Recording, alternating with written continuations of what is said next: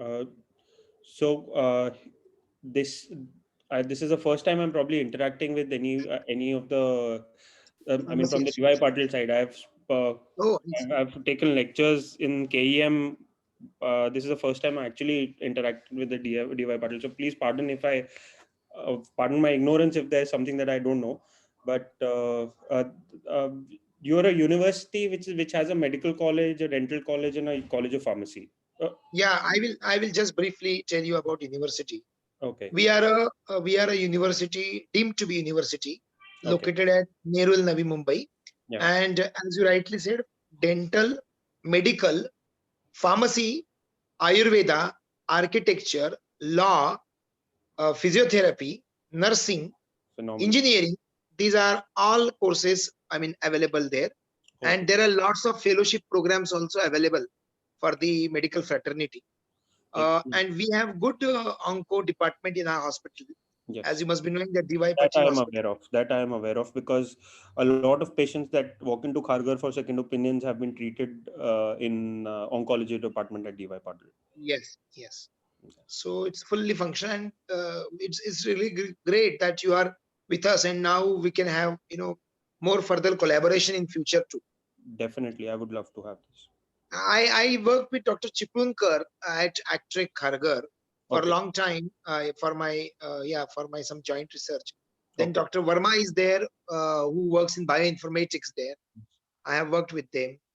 There are many people with whom I have worked on Actrek precisely for the research projects. Okay. Yeah, No, most of my research in ACTREC is limited to the Center of Cancer Epidemiology because that's I my see. primary field of interest, epidemiology. We I have briefly met Chiplunkar madam once or twice while we were trying to do something on inflammatory markers in breast cancer, and which is how we Mhm. spoke to her. Okay. Dr. Verma used to work on BRCA2, and I had developed certain molecules which were claiming for BRCA2 targeting. And that Okay. is how we did some study with Dr. Verma. Phenomenal, Dr. phenomenal. Ashok Verma, Okay. he's a bioinformatician Yes, there. yes, yes. So I have interacted quite a time with Genetics them. is my other field of interest. This Oh, uh, nice.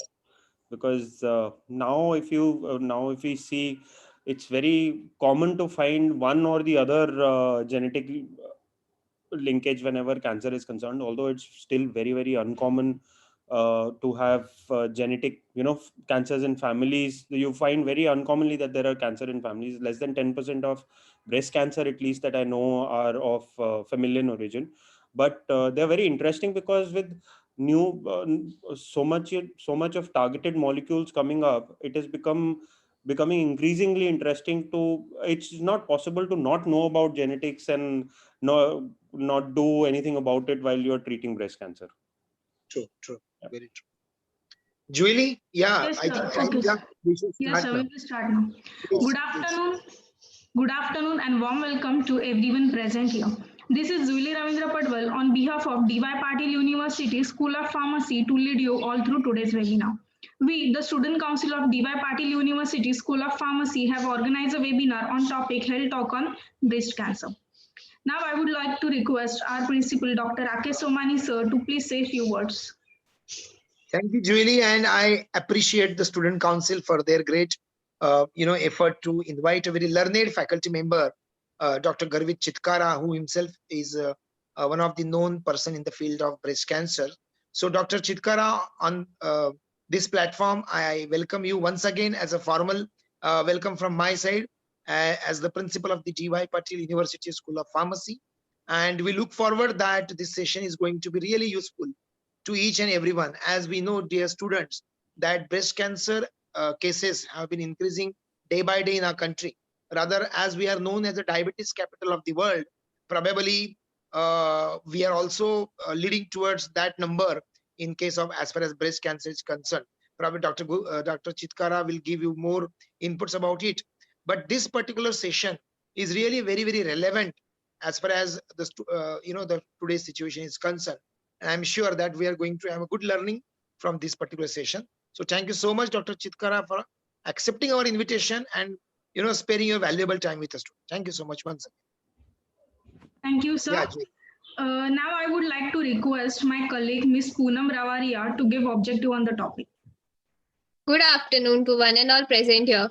In these tough times where we are living through a new era which nobody saw coming, called the COVID 19, stress is inevitable. But refusing to surrender, DY Patil University School of Pharmacy is organizing a marvelous webinar on topic Health Talk on Breast Cancer in collaboration with Tata Memorial Hospital and Sanskriti Foundation. Attending this webinar will give you a great chance to aware you about the symptoms of breast cancer and will make easy to reduce this risk of the cancer. Thank you for giving me the opportunity. Thank you, Poonam. Now I would like to introduce our speaker for the day, Dr. Gavit Chitkara, sir. Welcome, sir. Sir is an MBBS and DNB. He has done his fellowship in breast surgical oncology from Homi Bhabha National Institute. He is an assistant professor in surgical oncology in Tata Memorial Hospital, Mumbai. Now I would like to request Dr. Garvit Chitkara, sir, to start the session. You all can put your questions or a doubt in the chat box and we will take them during question answer session. Over to you, sir.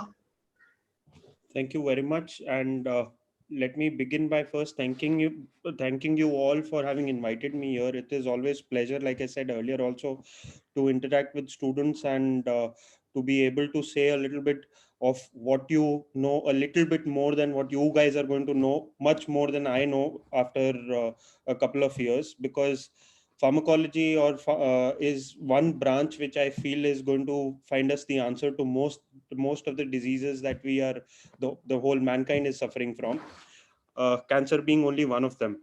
So without wasting much time, let me just begin.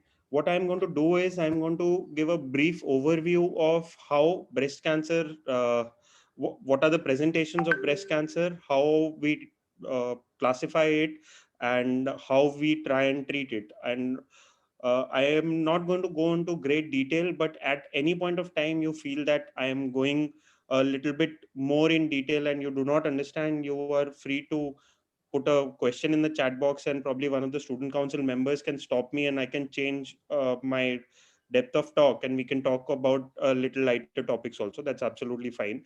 So let me begin. uh, so first of all, like sir just said, that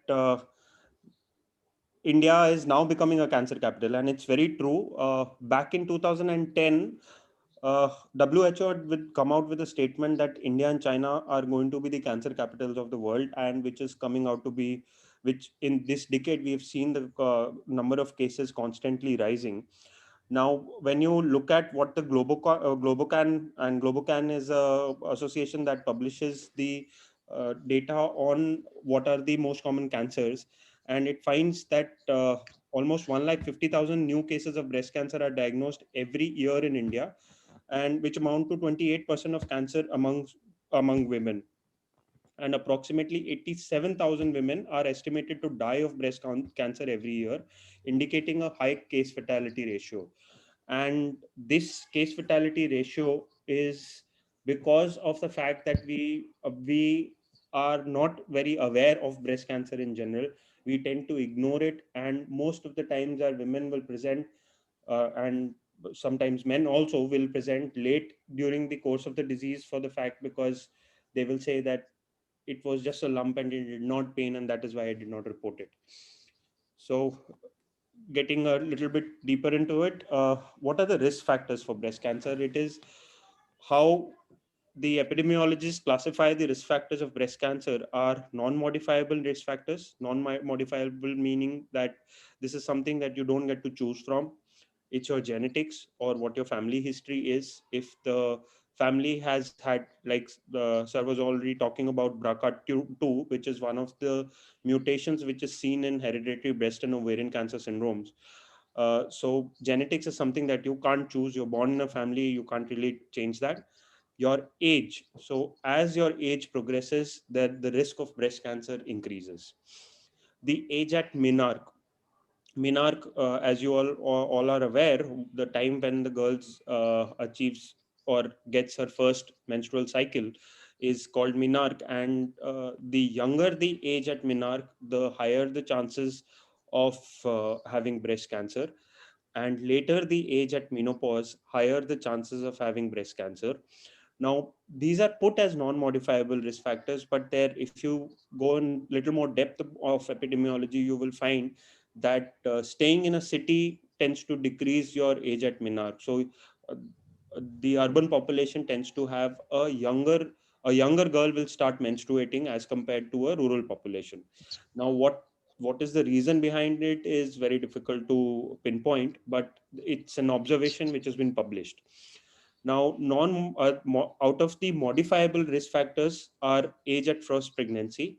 It is said that if the first pregnancy happens before the age of 30 years, before the woman turns 30 years of age, then the risk of breast cancer decreases. And if the lady has breastfed the child, or total duration of breastfeeding including all her children, if it crosses more than 2 years, it tends to be protective for certain types of breast cancer. I make that statement with the caveat because in triple negative breast cancer, breastfeeding has been, in some papers, has been quoted as risk factor also, but again, no solid research behind it. It's just an observation. But breastfeeding bef- for 2 years is protective for breast cancer. Let's take it as that. Obesity, this is a fairly recent publication, and obesity, especially an increased waist hip ratio, or the truncal obesity that we talk about, which is more commonly seen in Indians, which was initially associated with diabetes and hypertension or cardiovascular diseases, now associated with higher risk of breast cancer, and even in patients who have had breast cancer earlier, with a higher risk of recurrence. And it is proven beyond doubt in epidemiology circles that obesity is one of the causes of breast cancer. So it is absolutely essential that all of us have a healthy lifestyle and maintain a regular exercise regime, because a truncal obesity can increase our risk for a lot of diseases. Now, what are the symptoms? The most common symptom for most commonly breast cancer most commonly presents as a painless lump, like I already said, and which is why a lot of our women do not present in time. Or occasionally it may present as a lump in the axilla or the armpit. Because it is painless, most patients ignore this lump. What are the other symptoms other than the lump? Sometimes what we need to look out for is nipple discharge. It could be blood stained, it could be serous or a yellow colored discharge, it could be sometimes even colorless discharge. Whatever, if there is a nipple discharge, you need to report it, or a patient needs to report it to a medical practitioner. Change in the skin of the breast, if it ulcerates, if it thickens, or if there is puckering or dimpling or hardening of the skin, or change from the previous how it was earlier, or change from as compared to the other side of the other breast, then we need to be a little aware that this could be breast cancer, and we need to go to a medical practitioner. A recent change in shape and size or feel of the breast. A lot of time, a breast aware woman will be able to pinpoint at certain time that I have been feeling that there's change in the shape or the feel of my breast for the past 2 months. It's a very rare kind of cancer, but it can present also in the way of change of feel of the breast. Any swelling in the armpit, we know that the breast cancer spreads from the first station, or the first echelon of spread from breast is the axilla. So it may be a small impalpable tumor or something which is not felt by hand in the breast, but a palpable node or a large node in the axilla. So any swelling in the armpit or axilla is a symptom. Change in shape of the nipple or areola. Areola is in most women is round or slightly oval, but if it changes in shape, or if it stretches to one side, or if it is puckering or going in, dipping inside, is also considered a symptom for breast cancer. Retraction of the nipple, which was not a lot of women have congenital retraction of nipple, in the sense that they've been born with nipples which are not protruding from the skin, but instead they are ingressing into the breast tissue. That is not a symptom of breast cancer. But if it's a recent retraction, or if there is a retraction on only one breast, then it may be a symptom of breast cancer, and such women need to see a medical practitioner as soon as possible. There are certain, these are symptoms which are related to breast and axilla, but there are certain symptoms which are referable to a metastatic site. Like some patients will directly present with metastasis, what we call as in other terms, de novo metastatic breast cancer, is they would directly present with bone metastasis or lung metastasis. So depending on where the site of metastasis is, you would have bone pain if it is in the bone, persistent cough if it is in the lung, loss of appetite, loss of weight if it is in the liver, or there is abdominal the increase in abdominal girth if there is a cytus which is already setting up, or if there are ovarian tumors which are present. So there are other symptoms. These are other symptoms which a patient can present with. Now, what are the signs? As all of us know, the difference between symptom and a sign is symptom is what the patient reports, and signs is what the physician elicits. So, a breast lump, a lymph node in the axilla, depending, like I explained you each symptom. Similarly, the sign is it is exactly the same what the physician feels: breast lump, a lymph node in the axilla or the supraclavicular fossa, which is just above the clavicle, skin redness or ulceration or over the nipple, areola or the breast, skin nodules over the breast or surrounding regions, fixity to the underlying muscle or chest wall, or signs referable to any of the metastatic site if present. Now, once these signs and symptoms are known, now let's talk about a person who is diagnosed with breast cancer. Now, who treats breast cancer? So, breast now. It is the time of multidisciplinary treatment. Not one person, it's never a work of a single person for treatment of cancer. For all cancer subsites, it is now believed that it is best that if especially in solid tumors, that a multidisciplinary team decides the treatment instead of only one person deciding. So who all are the participants of multidisciplinary team? A breast surgeon, a radiation oncologist, a medical oncologist, a breast pathologist, a radiologist, a physiotherapist, occupational therapist, nutritionist, and counselors. Now, if you see the first three, the breast surgeons, radiation oncologist, and medical oncologist are the clinicians. These are the people who will have a direct contact with the patient, and these people are most commonly, these are the team members of the MDT or the multidisciplinary team. Breast pathologist and radiologist, we tend to refer our patients to them if there is any doubt, or I'll go in detail about that in the next slide.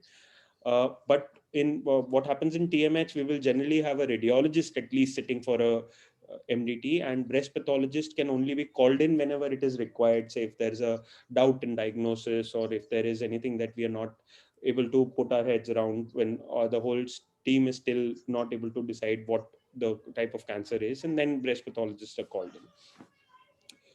But basically, what I wanted to put across a point that it's not one person who treats cancer, especially breast cancer. Now, before we go into the management of breast cancer or how to manage a breast lump, we need to know, uh, we need to do something which is one of the most commonly used terms, and I think all students of all medical, non-medical, paramedical fraternity should know, is the term triple test. It's a very it's like a slightly it's a simple terminology which combines a clinical examination always means taking history along with examining the patient, uh, mammography or any radiological examination, and a core biopsy or a FNAC. So clinical examination means visit to the clinic, mammography, getting a biopsy done, or yeah, getting a radiology done, whether it's ultrasound or a mammogram. Most of the time it is a mammogram, and a core biopsy where you take the tissue from the cancer cell or the tumor and then send it for examination. So once a triple test is done and we come to know that this is a cancer, we classify the tumor into whether it's an operable breast cancer or is it a locally advanced breast cancer. The numbers and the letters that you see under operable breast cancer, The T1, T2 is based on the size of the tumor. Now, T1 will be less than 2 centimeters, T2 will be 2 to 5 centimeters. N means how whether it has spread to the axilla or no. If it is not spread, it is N0. If it is single node in the axilla, it is N1, or a discrete node in multiple discrete nodes in the axilla, it will be N1. M means metastatic, yes or no. So if it is M0 means no metastasis, M1 would mean there is metastasis.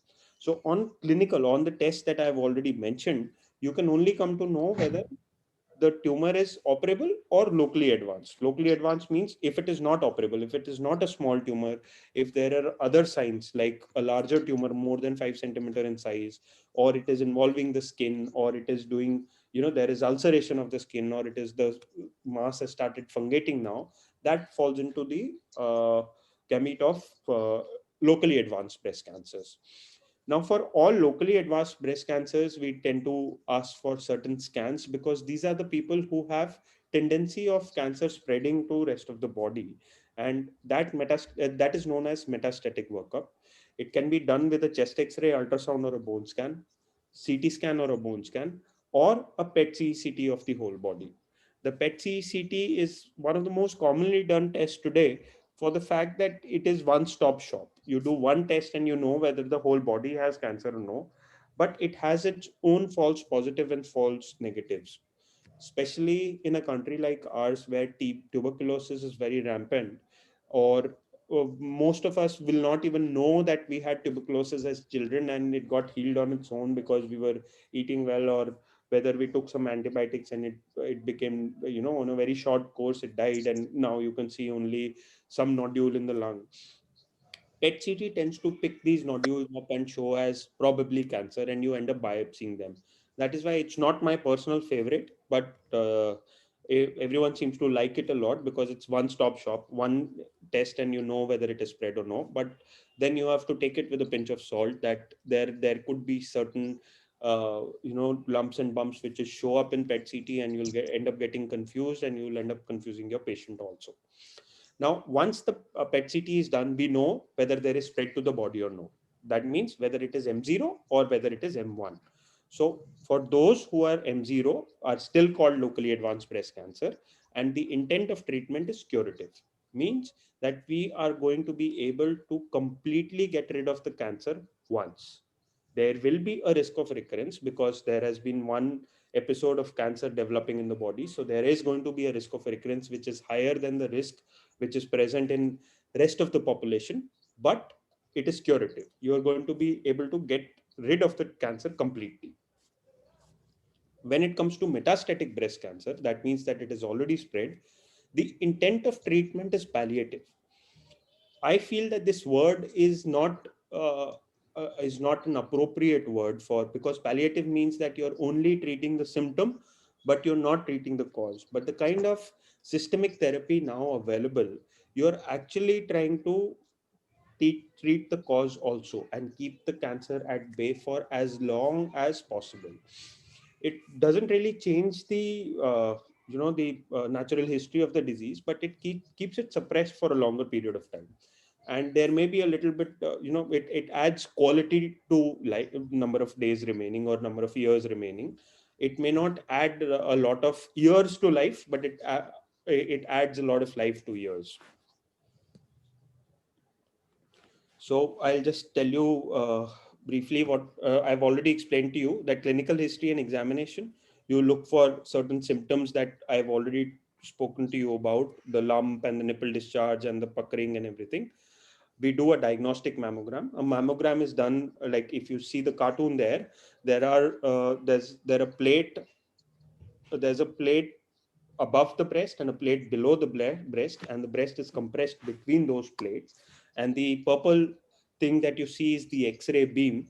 It's basically taking the X-ray of a flattened breast to be able to see if there is anything which is more dense than the breast parenchyma, and that is reported as in some reporting system which is called as BIRADS.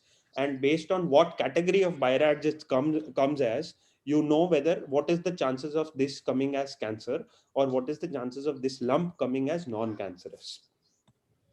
Then you do an FNAC or a core biopsy, which is you try and put a needle into the palpable lump and take a little small sample from it, which is then sent to the lab who reports it. And the core biopsy not only tells you the benefit of doing core biopsy over a fine needle aspiration cytology. So I'll tell you just one bit in detail here. The fine needle aspiration cytology is that you take a thinner needle and you make an aspiration like you're sucking out air from that tumor, which sucks out some cells. These cells are put on a slide and then put in a microscope as seen. Now, the report could be that there are cancer cells seen or cancer cell not seen, but it only tells you that much, that there are cancer cells seen. But if you do a core biopsy, you also take chunk of tissue with it, and you are able to say that this is an infiltrating cancer or not. You are able to say what receptors of the are present on the cancer cell, whether there are estrogen receptor present, progesterone receptors present, which are commonly present, which is one of the most common subtype of breast cancers, which have hormonal receptor present on it. And this, I think you would be more aware of than I would know what the estrogen and the progesterone. So estrogen and progesterone these receptors are present on the cancer cells, and they basically act as proliferation pathways. So if there is estrogen in the body of the lady, the cancer tends to grow faster. So you can give drugs like estrogen receptor modulators, or you can give aromatase inhibitors, which will decrease the hormones and which will control the spread of the disease or control the cancer growth. Other than that, you can also find a target on that breast tissue, on the cancer tissue, which is known as HER2/neu. This is a growth factor target, and you can block it with a drug called as trastuzumab. If you have, it's a monoclonal antibody which blocks the another proliferation pathway, and that way it is used as it is used as a drug to control the spread of the disease or decrease the size of the tumor. Now, based on whether a cancer is ERPR positive, ERPR negative, HER2/neu positive, or HER2/neu negative, or all of these negative, it is classified as hormone receptor positive cancer, HER2/neu positive cancers, and triple negative breast cancers. The worst of these are triple negative breast cancers, as when we talk about the aggressiveness of the tumor. And the best of these are the most common subtype, which are hormone receptor positive cancers, because we have drugs to deal with these. We have drugs to deal with HER2/neu also. So well-treated HER2/neu positive breast cancer is also not as aggressive, but is definitely more aggressive than hormone receptor positive. Triple negative breast cancer is one of the more aggressive kinds of breast cancers. Not that we don't have treatment for that, but they tend to reoccur faster, they tend to metastasize faster, and these patients with triple negative breast cancer tend to live less.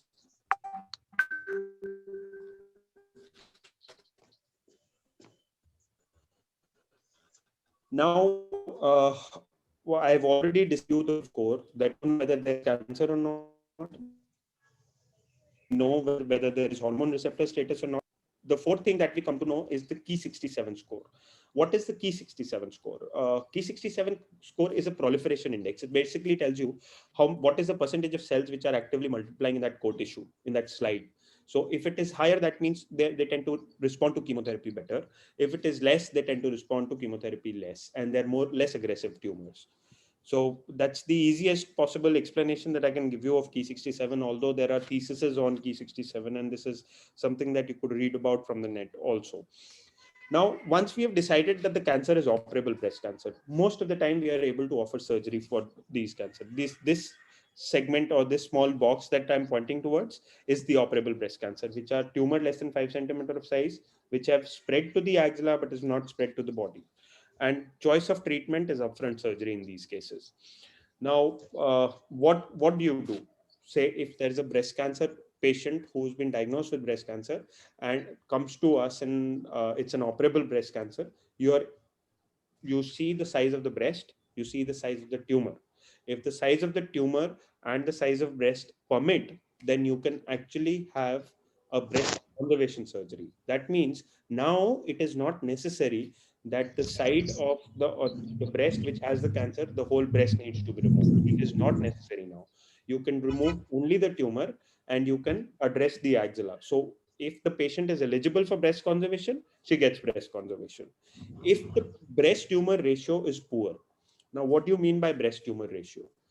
It's a very subjective thing. If I put a number to it, it's very difficult to say. But what I'll try and explain to you is, say if it's an A cup size breast, it's a small breast, but the tumor is 2 centimeters. In a A cup size breast, 2 centimeter tumor, the breast tumor ratio is poor. You will need to give some therapy to decrease the size of the tumor to be able to save that breast. Vis-a-vis, if we have a 2 centimeter tumor in a D cup size breast. Now, in a D cup size breast, 2 centimeters is hardly a tumor. You can easily go ahead and do an upfront surgery, and we will still be able to save the breast. So, this is what I mean by breast tumor ratio. What is the size of the tumor is to what is the size of the breast. So, then the third category, which is what you respect most, when a patient says, I do not want conservation, then you do a surgery, which is removal of the whole breast, which in common terms is known as modified radical mastectomy. Why it is called modified radical mastectomy, I don't think that is a discussion to have here on this forum, but that's a separate topic altogether. Now, there is, so the extreme left is the breast conservation surgery. Patients who are eligible for breast conservation get and want breast conservation get it. Patients who do not want conservation get modified radical mastectomy. Now, the middle one is the more difficult one, where you now need to give chemotherapy or you need to give hormone therapy to decrease the size of the tumor. So that, which is known as neoadjuvant chemotherapy. Something that you give before the surgery is called as neoadjuvant. Something you give after the surgery is called adjuvant therapy. So the neoadjuvant chemotherapy, if response is present, we do breast conservation after neoadjuvant chemotherapy. If there is no response, we do a modified radical mastectomy. Now, what I think this is also a little more detail into surgery. So let's skip this. This is for clinically N0. Like we can, but to just tell you in a line that like we can save the breast, we can also save part of the axilla. Not every time we need to operate the whole axilla. We can take out only small tissues, test it. If there is no spread to the axilla, we don't touch the axilla at all. The rest of the axilla remains untouched. And there are benefits of it, that there is less chances of lymphedema of the arm, because the axilla has lymph nodes both draining from the breast as well as from the ipsilateral arm. So that's why we try to conserve the axilla as much as possible. Now, a lot of times when the breast tumor ratio is poor, we tend to do a lot of corrective surgeries, which is volume replacement, as in if we have taken out more tissue and we need to bring in some tissue, which is plastic surgery, we'll bring a flap from the back, or we'll use the abdominal fat to make a flap and use it to fill the defect that we have created in the breast. Again, not something that you people will be interested in, but the plastic surgeries are also available, and women are motivated enough when they want only, where they want to save the breast, and they are able to without any change in the outcome of treatment. So if there is a single tumor in the breast, the woman is motivated enough, there is no change in outcome whether the breast is conserved or whether the breast is removed. So both the surgeries are possible. Now, there are reconstruction options which are available following mastectomy also. We know that you can take tissue from the bodies, women's body, the patient's body, which is from the abdomen or thigh or buttock, and create a flap and make the whole breast again. Or we can put silicone-based or saline-based implants in the tissue so that it looks like the breast, but it's actually doesn't feel like the breast at all. So once the surgery is done, what is next? So we have chemotherapy, which is where all of you come in, which is where every patient who's got a tumor size more than 1 centimeter or has spread of disease to the axilla. Now, this is a very generalized statement that I'm making. We obviously make it very, the treatment is very personalized based on who requires what, depending on the ERPR status, depending on the HER2/neu status, depending on whether the tumor is triple negative or not, and the patient has good performance status, we tend to give them chemotherapy. Now, what chemotherapy do we use? One second, sorry. So what chemotherapy do we use? The most commonly used chemotherapy in breast cancer is anthracycline-based chemotherapy. Now, for women who have limited, small, less than 5 centimeter tumor size, we will use anthracycline-based chemotherapy only. But if they have a tumor which is of any size but has spread to the axilla, we'll use anthracycline. Along with that, after anthracycline, we will also use taxane, or like paclitaxel or a docetaxel based chemotherapy also. Now, these are the most two commonly used chemotherapies in adjuvant therapy. Now, what if this lady also has HER2 positive disease? Then a targeted therapy or a monoclonal antibody trastuzumab is also added to the treatment. Now, we know that anthracyclines are cardiotoxic, so they are not given, and also the monoclonal antibody trastuzumab is also cardiotoxic. So both of them are never given together. We give anthracyclines first, and then with taxane based chemotherapy, we also add the targeted therapy to it. So paclitaxel with trastuzumab or docetaxel with trastuzumab, these are given together. Now, once the adjuvant chemotherapy is over, patient is then asked to go through a course of adjuvant radiotherapy. Does everyone require radiotherapy? No. So in patients where the tumor size is less than 5 centimeters, or the tumor has not spread to the axilla and the breast has been completely removed, then there is no need for radiotherapy. And you'll be surprised that these women are very, very less in numbers, because our women present, they tend to present late, like I said in the beginning, that because of the lack of awareness, they tend to present late. Most of these tumors have already spread to the axilla, and whether or not you save the breast, you will need to give radiotherapy to these people. So all breast conservation patients will definitely require radiotherapy. All MRM or modified radical mastectomy patient who are either node positive or have a pathological size means what has been measured by the pathologist in the lab based on a microscopic size more than or equal to 5 centimeter is going to require radiotherapy. And radiotherapy nowadays is has modified a lot. We use X-rays, but these are used from various machines, and these can be targeted to only chemotherapy. It can be targeted only to the tumor. The collateral damage to other organs is very, very less. You can do intensity modulated radiotherapy. You can do uh, uh, non-intensity modulated radiotherapy. You can even do a high density radiotherapy, which is brachytherapy, where you introduce wires into the breast and a radioactive material is passed through these wires, and that can be done in a very short span of time. It can get over in only 5 days, while a regular radiotherapy schedule goes on for about 5 weeks instead of 5 days, and each week the woman goes for radiotherapy 5 times in a week. So every Monday to Friday, and Saturday Sunday they don't go, and then again they start, and they do this every day for the next 5 days, which is the radiotherapy per se lasts for only about 40 seconds to 1 minute when the radiotherapy is happening. But the going to the hospital every day, and it becomes a tiring experience, and doing this for 5 weeks every single day is very difficult. Adjunct hormone therapy. This is again something, like I told you, one of the best kind of breast cancer is hormone positive breast cancer. So we check for estrogen and progesterone receptor, and we give hormone therapy to all estrogen and progesterone receptor positive cases. For premenopausal women, we use tamoxifen, and for postmenopausal women, we use aromatase inhibitors.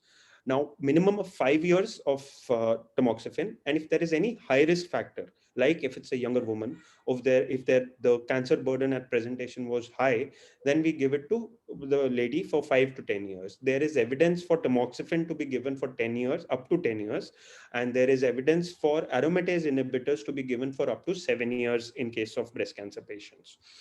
Now, for HER2 positive, HER2 can be tested based on IHC, or it can be tested in based of on basis of FISH. So we generally do it sequential, in the sense if it tests positive in IHC, we don't do the fish. But if it tests equivocal on IHC, which is 2+, then we do the fish. And if fish amplified and the tumor size is more than 1 centimeter, or if the patient is node positive, we give it for 12 months if the patient can afford it. As we all know, trastuzumab is an increasingly, or sometimes even the cost is inhibitory. Each injection costs around 20,000 rupees when we are using a biosimilar. And if we use the original molecule by Roche, it is about 48,000 rupees a vial, and about 17 vials are required for 12 months, because it is given every 21 days. Alternatively, now there are short course regimes also possible. 9 weeks to 6 months is acceptable in some patients, especially when you can't afford. So some targeted therapy is better than no targeted therapy. There has been a lot of advancement in this particular field. The targeted therapy is now not limited to just trastuzumab. There is addition of uh, pertuzumab to it. There is addition of TDM1. There are a lot of targeted therapy now available, but all of them are increasingly heavy. For example, a pertuzumab injection or a pertuzumab course for 1 month can cost up to 1.5 lakhs to 2 lakhs per month, which is very, very inhibitory. And frankly speaking, most of the families in India are unable to afford it. So, although it is available, yes, but in a utopic world, there is good number of therapies available for this very aggressive kind of tumor also. Now, we spoke about operable breast cancer. Now we're talking about locally advanced breast cancer. The only thing changes in locally advanced breast cancer is that we tend to give them chemotherapy first and then operate later on. And this is the segment that I'm talking about. I will just rush through it very fast. So if it is resectable, even a locally advanced breast cancer, if it is locally advanced because of some small area of skin is involved, that's why we're calling it locally advanced. But if surgery is possible and the patient does not want any conservation, you remove the breast, because the best way to deal with it is get rid of the tumor first. Now, if for whatever reason surgery is not possible or the patient wants conservation, then you give neoadjuvant chemotherapy, and then you see the response of the treatment. And if the tumor decreases in size, you do a conservation. If it does not decrease in size, you do a modified radical mastectomy after chemotherapy. Now, like I said, neoadjuvant chemotherapy, anthracycline and taxanes are used. Same chemotherapy regimens are used as in neoadjuvant setting also. Adjuvant radiotherapy, all patients with locally advanced breast cancer have to receive locoregional radiotherapy, whether or not we save the breast or not save the breast. Adjunct hormone therapy is given to all locally advanced breast cancer, but in locally advanced with younger women, we also add ovarian suppression to it. Like I said, and estrogen is like a feeding molecule for, uh, or is a part of a proliferation pathway. And if you have an estrogen receptor on the cancer cell, you are using anti-estrogen drugs. Also, if you shut down the production of estrogen from the body, that is by using LHRHA or luteinizing hormone releasing hormone agonists, you can suppress the ovarian function, and that way also you can decrease the proliferation of the cancer cell. So in premenopausal we use tamoxifen, and postmenopausal we use aromatase inhibitors. And neoadjuvant targeted therapy or adjuvant targeted therapy is again with trastuzumab and a lot of other molecules which are now available, like I already spoke to you about. So how do you manage metastatic breast cancer? Now, what we have spoken about up until now is curative intent cancer treatment. Now, what we are talking about is metastatic breast cancer. Metastatic breast cancer is a different ballgame altogether. Up until now, you were talking about a risk of recurrence. We are going to treat the cancer, and depending on how advanced it was in presentation, there is a chance of recurrence, or the cancer will come back again. But that chance continues to go down as time passes after cancer treatment. But in metastatic breast cancer, it is going to come back 100% of the times. And that is why management of breast, in this case, what you tend to do is, what you tend to do is decide whether this is hormone positive, whether this is HER2 positive, or whether it is triple negative breast cancer. Triple negative breast cancer, there are not many options. So you tend to give palliative chemotherapy, and you wait for the next recurrence to happen. When it happens, you give the second line chemotherapy. When the third recurrence happens, you give the third line of chemotherapy, provided the patient can tolerate it. Now, for hormone positive breast cancer, when we see that there is no imminent danger to life of the patient, there is spread only to the bones, the vital organs are preserved, the organ system is not going to fail completely, we start them on hormone positive breast on anti-hormone therapy or the endocrine therapy when there is low burden of disease. And this is going to fail after some time. They, like, say if I start a premenopausal woman on tamoxifen who's metastatic at presentation, she's going to come back again with some increase in tumor, which can happen. I'm not talking about breast tumor, I'm talking about metastatic sites also. So say after 3 years down the line, 4 years down the line, she comes back with increasing back pain, and you scan her again and you see that cancer is spread. It has increased more, the spread has actually increased. That means your cancer has stopped responding to tamoxifen. You need to take some other treatment. So we switch them over to aromatase inhibitors. But the catch here is aromatase inhibitors can only be given to postmenopausal women. So if it's a premenopausal woman, you need to make them postmenopausal by either removing the ovaries or radiating the ovaries, or chemically doing it by giving them LHRHs so that the ovaries remain suppressed and aromatase inhibitors can take action. Now, but if in your scan you feel whenever there is increase in symptoms, you scan the patient and you see that there is now an immediate need of chemotherapy, because if we don't give chemotherapy, there are chances that the organ system will fail and the patient will die. So there is visceral crisis. The term we use is visceral crisis. So if there is very visceral crisis, we will give chemotherapy and then again start them on hormone.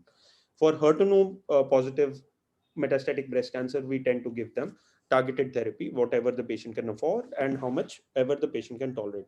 Generally, tolerability is not an issue with breast targeted therapy.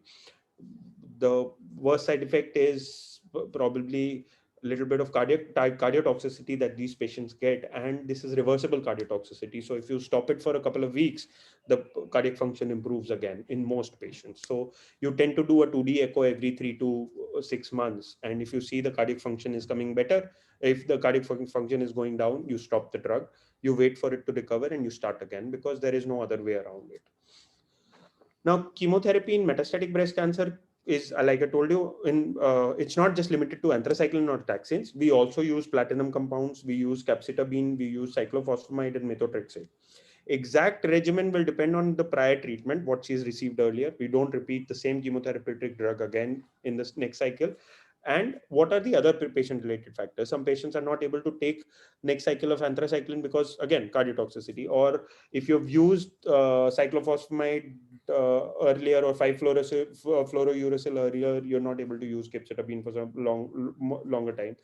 Or if you've used, you mix and match, you see whatever you have been used earlier, you don't repeat it again. But the order generally remains anthracycline, taxanes, platinum, and capecitabine later. Now, exact regimen, like I told you, will depend, and we tend to use single agent. I have a analogy that I always give to my students, that metastatic breast cancer is something that you can't go all bullets firing at the same time. So you have to always have something in your pocket for your next recurrence, which is bound to happen, which is a sorry statement to make, but it happens every single time. That if a patient has metastatic breast cancer, they tend to come back again with recurrences. So you use single agent drugs, like only one type of anthracycline used, and when it comes back again, you used only single agent paclitaxel. You don't combine a cyclophosphamide and an anthracycline and a 5-fluorouracil with, like you would do in an adjuvant chemotherapy setting where metastasis is not in the picture. You are then going all gun blazing trying to cure the cancer completely. But in case of metastatic breast cancer, you're only trying to keep it at bay. You fire one bullet at a time. You don't fire all your arms at the same time, because when it comes back later, you're not going to be able to reuse the same drugs because the patient cannot tolerate it. Hormone therapy in metastatic, I already told you that you tend to increase or improve the hormones that you use. You give tamoxifen first, you switch them over to aromatase inhibitors. if you've used non-steroidal, you switch them to steroidal. If you've used steroidal, you use non-steroidal. Fulvestrant, Megestrol, CDK4/6 inhibitors are the latest hormone therapy drugs which are showing very good response. CDK4/6 like palbociclib or ribociclib are used. Everolimus is also used. Exact regimen will obviously again depend on prior treatment and the other patient-related factors. Ovarian suppression is indicated in premenopausal metastatic breast cancer patient, which can be medical, surgical, or radiotherapeutic, like I told you earlier also. HER2 therapy, drugs available are trastuzumab, lapatinib, pertuzumab, idotrastuzumab, and a lot of other drugs that now have come into picture. Other than all these therapies, one more therapy that we tend to use is uh, a bone modifying agent or bisphosphonates, which are used very commonly. So whenever we are using aromatase inhibitors, whether it is used in adjuvant setting or in metastatic setting, adjuvant we tend to give aromatase. We tend to give bisphosphonates along with aromatase inhibitors, because the most common side effects of aromatase inhibitor is decrease in bone health or the demineralization of the bone, and that is why we give them bisphosphonates. And that even if the bone mineral density is noted to be normal, we give them at a longer duration, say once in a month. I know that the prescribed dosage is once in a week for alendronate. We give it for once in a month, thinking that it's not again a very evidence-based practice, but thinking that it is sort of a preventive dose to prevent the bone mineral density to go down. Other than that, in metastatic breast cancer, we also use zoledronic acid or monoclonal antibodies like denosumab, which are given at regular intervals ranging from once every 4 weeks to once every 12 weeks, whenever and whatever is necessary. Role of surgery in metastatic breast cancer is very limited. We do it only and only when it is indicated because of bleeding or fungation or ulceration, because we have seen that it's a publication from Tata Memorial only, where it has been published in Lancet Oncology, and we've seen that if you remove the primary tumor, this does not change the outcome of the patient's disease if there is spread already, if there is metastasis already. So it was a randomized control study where one group did not receive any locoregional therapy and the other group received locoregional therapy, and there was no difference in overall survival. So that we concluded that there was no role of surgery in metastatic breast cancer until unless this is indicated as a quality of life issue. If there is continuous bleeding from the breast, obviously you need to remove that breast, otherwise patient is going to dry off and wound, then obviously you need to remove the breast, because otherwise sepsis is going to take patient's life. So which is what you don't want. So if it's a quality of life issue, surgery is indicated. Otherwise, most of the time surgery is not indicated. At least a surgical removal of breast is not indicated. Intercostal drainage is a very commonly done procedure for pleural mets, where there is pleural effusion and you need to drain it out, and that is one more area where surgery is indicated in metastatic breast cancer.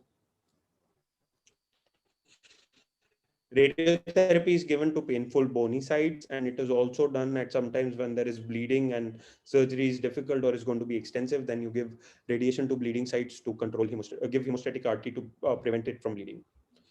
So that is what breast cancer management or general outlook of or overview of breast cancer treatment is. I hope I was able to get through to some of you on how this is done. And if there are any questions, I would be very happy to take them now. Thank you, sir, for such informative talk. So, sir, we will move towards question answer session. Sure. If anyone is having any question, they can put in the chat box. Yes, sir, we have one question. Can physical activity reduce the risk of breast cancer? So like I already said that obesity is one of the risk factors for breast cancer. If you're regularly physical active. So please understand, when we're talking about epidemiological risk factors, if that risk factor is present, the chances of getting breast cancer are higher. Does not mean every patient, like I can see, does smoking cause breast cancer. doesn't mean that every smoker will get breast cancer, but does it increase your chances of breast cancer? It increases the chances of a lot of other cancers also. So smoking is bad, not to be done. But in general, what I'm trying to explain is, when you're talking about a risk factor, that just increases the chances. There is no confirmed way of saying that a person who's every obese woman is going to get breast cancer. That's an incorrect statement. But in obese women, the chances of breast cancer are higher. Similarly, in healthier women, it is the corollary to the statement that I just made. In healthier women, the chances of, or women who exercise regularly, or even men who exercise regularly, they tend to have lesser chances of breast cancer. So will exercise prevent breast cancer? Yes, in a way you can say that it will prevent breast cancer. It will decrease the chances of a woman getting breast cancer. Okay, thank you, sir. So we have another question, that is, does a family history of breast cancer put someone at higher risk? So there are criteria which have been defined. So if there are two family members of first degree relative, it does increase your chances of getting that there are your chances of having a mutation in your cells is higher. And in that case, it is best that you test the breast cancer patient. And if you see that there is mutation, then there is something known as cascade testing. So if the breast cancer patient is positive for mutation, the BRCA mutation that we were talking about before we started talking about before the talk.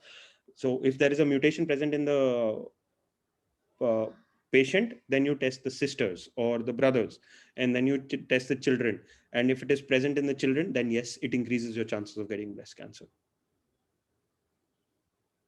So we have another question. What are the different options for surgery? So I think we spoke about that. The options of surgery, most commonly offered surgeries are modified radical mastectomy, that is removal of the whole breast, or breast conservation surgery, where you remove only the lump. But there are certain contraindications for that kind of surgery. If there are multiple lumps present in various areas of the breast, in that case, it may not be able to save the breast, and then you remove the whole breast. Now, after removing the part of the breast, partially the breast can be reconstructed again. It can be reconstructed from the nearby tissue, which is known as volume displacement, or it can be reconstructed from tissue from other parts of the body. Say, if you bring in an LD flap, you take the muscle and the fat from the back and flip it forward and make use of it to partially reconstruct the breast. That is known as volume replacement. Displacement is when you're displacing the rest of the breast and to make it a smaller breast, but a breast nonetheless. That is known as volume displacement. If you replace the tissue from somewhere else, it is known as volume replacement. That is breast conservation surgery with partial reconstruction. Mastectomy is removal of the whole breast, but then again, you can do a reconstruction from the abdomen, from the buttock, from the thigh. A tissue can be taken and it can be put instead of the breast. It looks like a breast. You can reconstruct a nipple also, but it doesn't feel like the breast. It's body's own tissue. It doesn't have any sensation like the breast have sensation. So one question is here, can you elaborate on role of biosimilars in breast cancer treatment as compared to conventional chemotherapy or radiation? Uh, Biosimilars to a particular drug I can talk to you about, but biosimilars, you're talking about alternate medicine. That's not biosimilar. Biosimilar is something, if there is a generic drug available, if there is a drug, say, like for most commonly given example is trastuzumab. It's a monoclonal antibody made by Roche a couple of decades back. It is one of the most interesting inventions in the terms of breast cancer. But now we have other compounds which are similar to trastuzumab, which are made by other companies, which make the cost of the whole thing low. Everyone is able to take the drug because they can use a biosimilar. It is not the original molecule, but it has got the same efficacy of the original molecule, or the side effect profile is almost the same. Those are biosimilar. What you are asking is not a biosimilar. If you do not take chemotherapy, or if you do not take radiotherapy, and you take an alternate medicine, that is not biosimilar. I am not a big believer of alternate medicines. I don't really think. And why I am not a believer of alternate medicine is because I don't have a knowledge of an Ayurvedic drug. I do not have a knowledge of an homeopathic drug. I don't have anything against them. It's just that I have read pharmacology. I have read allopathy. I don't know Ayurveda, or I don't know. So I am no one to comment whether that is effective, not effective. Are there studies that say that these are effective or non-effective? Uh, I am not really sure of. What happens a lot of time is we tend to mix these therapies up, and not us, but patients tend to mix these therapies up, but they forget, like most of the pharmacological drugs that you give, you're always worried about what is the interaction between two drugs being given, right? So similarly, there are going to be some interaction when you give a drug from alternate medicine and drug from your conventional allopathic medicine. We have there been studies looking at these side effects? No. Are there studies which are published in index medical journals which are saying something to that tune? I'm not aware of. Probably I'm not well read about that, but I'm not a big believer of this alternate medicine per se. But this is not biosimilar. Biosimilar is when you have an original molecule and it is the it has expired, the what is that, the patent has expired, and now other companies are also allowed to make a similar looking molecule with the same efficacy. Then yes, that molecule is acceptable, that we regularly use. But all of them are also pharmaceutical molecules also. These only, these are not alternate medicine. This is not other kind of medicine. You understand, or did I answer your question or confuse you more on that? Right. Okay. So Okay. one more question is there. Can a healthy diet prevent the breast cancer? Yes. So uh, anything that is not causing obesity is going to prevent breast cancer. So if you are taking a healthy diet, is again a subjective this thing for everyone. Does non-vegetarian diet prevent breast cancer? No, that's not what I'm trying to say. Anything that you eat in your regular, whatever you've been brought up on as children, whatever you like eating, you can keep eating that, but it should not make you obese. Okay, so if it is not causing obesity, it will prevent breast cancer. So I think we have covered all the questions. Okay. So now I would like to call upon my colleague, Ms. Sheetal Bhanushali, to give vote of thanks. Okay. Good afternoon, everyone. I am Ms. Shital Bhanushali, is delighted to propose the vote of thanks for today's webinar. I would like to thank our speaker for the day, Dr. Garvit Chitkara sir, for visiting and enlightening us with his knowledge. I would also thank our principal, Dr. Rakesh Somani sir, for his constant and overwhelming support throughout his webinar. I would like to thank all our collaborators, Sanskriti Foundation and Tata Memorial Hospital. I would like to thank our Council in charge, Mr. Praveen Naik sir, Student Coordinator, Nilansh Bharatia, and all the Council members who worked really hard to make this event successful. Last but not the least, I would like to thank the entire audience without which the webinar would not have been a success. Thank you all. The feedback form link has been provided in the chat box. Everyone is requested to fill the form. Thank you. Thank you, Sheetal. Thank you all of you for your precious time, and we appreciate you all being here. And now I would like to conclude this session. Thank you. Thank you, sir. Thank you so much.